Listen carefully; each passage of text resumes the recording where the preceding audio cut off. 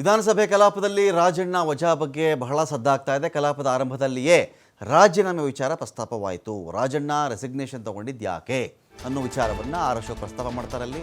ಏನಕ್ಕೆ ಇದ್ದಕ್ಕಿದ್ದಂತೆ ರಾಜಣ್ಣ ಅವ್ರನ್ನ ವಜಾ ಮಾಡಿದ್ದು ಅಥವಾ ರಾಜೀನಾಮೆ ತೆಗೆದುಕೊಂಡಿದ್ದು ಅನ್ನೋ ಒಂದು ಪ್ರಶ್ನೆ ಕೇಳಿದಾಗ ಇದರ ಬಗ್ಗೆ ಉತ್ತರ ಕೊಡ್ತಕ್ಕಂಥ ಭರವಸೆ ಕೊಟ್ಟಿದ್ದು ಎಚ್ ಕೆ ಪಾಟೀಲ್.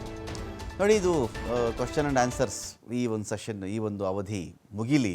ಇದು ಮುಗಿದ ಮೇಲೆ, ಪ್ರಶ್ನೋತ್ತರ ಅವಧಿ ಮುಗಿದ ಮೇಲೆ ನಾವು ಉತ್ತರವನ್ನು ಕೊಡ್ತೀವಿ ಅಂತ ಸದನದಲ್ಲಿ ಎಚ್ ಕೆ ಪಾಟೀಲ್ ಅವರು ಹೇಳಿಕೆಯನ್ನು ಕೊಟ್ಟಿದ್ದಾರೆ.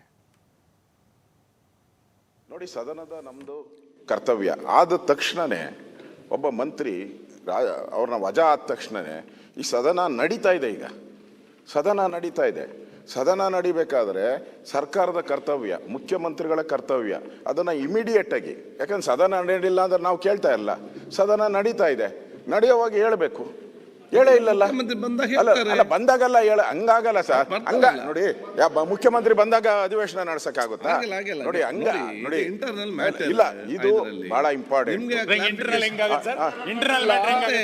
ರಾಹುಲ್ ಗಾಂಧಿ ಅವರು ಬೆಂಗಳೂರಿಗೆ ಬಂದು ಚುನಾವಣಾ ಆಯೋಗದ ಮೇಲೆ ಆರೋಪ ಮಾಡಿ ಇದಕ್ಕೆ ಅದರ ನಂತರ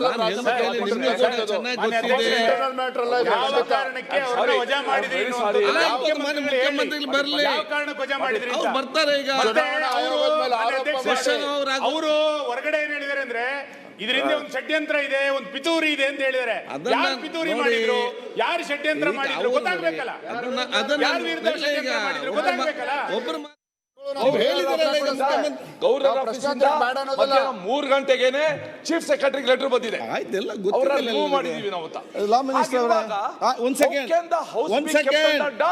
ಒಂದ್ ಸೆಕೆಂಡ್ ಲಾ ಮಿನಿಸ್ಟರ್ ಕತ್ತಲಲ್ಲಿ ಇಡಬೇಡಿ. ನಮ್ಗೆ ಗೊತ್ತಿಲ್ಲ, ಅಲ್ಲ ಸರ್, ನಮ್ಗೆ ಗೊತ್ತಿಲ್ಲ, ನಾವು ಕತ್ತಲಲ್ಲಿದ್ದೀರಿ, ಟಿವಿ ನಂಬಲ್ಲ. ಇವರೇ ನಾಯಕರು, ಅವರೇ ಹೇಳಿ. ನನ್ನ ಹೇಳಿದ್ರಲ್ಲ ರಾಜಾರಾವ್ ಕೇಳಿದಿರಿ, ಅವ್ರು ಸನ್ಮಾನ್ಯ ಅಧ್ಯಕ್ಷರೇ, ತಾವು ಈಗಾಗಲೇ ಮಾರ್ಗದರ್ಶನ ಮಾಡಿದಿರಿ. ಪ್ರಶ್ನೋತ್ತರ ಅವಧಿ ಮುಗಿದ ತಕ್ಷಣ ನಾವು ಅದ್ರ ಬಗ್ಗೆ ಹೇಳ್ತೀವಿ. ಓಕೆ, ಹೇಳಿದ್ರೆ